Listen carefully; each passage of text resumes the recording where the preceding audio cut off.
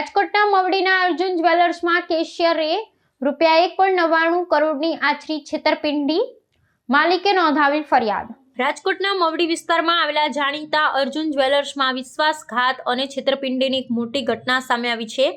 જ્વેલર્સમાં cashier તરીકે ફરજ બજાવતા હિતેશ પરમાર નામના શખ્સે જ્વેલર્સના માલિક અને ગ્રાહકોનો વિશ્વાસ કેળવી અંદાજે ₹1.99 કરોડની માતબર રકમની છેતરપિંડી આચરી છે। આ મામલે જ્વેલર્સના માલિક મનીષ પટેલે રાજકોટ તાલુકા પોલીસ મથકમાં ફરિયાદ નોંધાવતા વેપારી આલમમાં ચકચાર મચી ગઈ છે।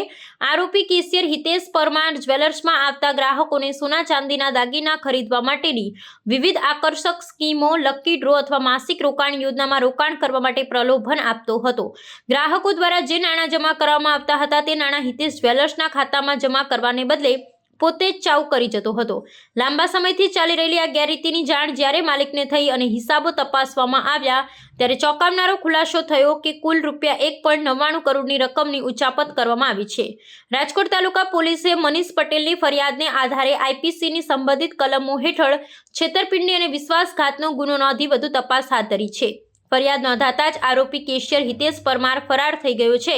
પોલીસે તેની ધરપકડ કરવા માટે અલગ અલગ ટીમો બનાવી છે અને તેના સંભવિત રહેઠાણો પર દરોડા પાડવાની કામગીરી શરૂ કરી છે। આ ઘટના બાદ અર્જુન જ્વેલર્સના ગ્રાહકોમાં પણ ચિંતાનો માહોલ જોવા મળી રહ્યો છે।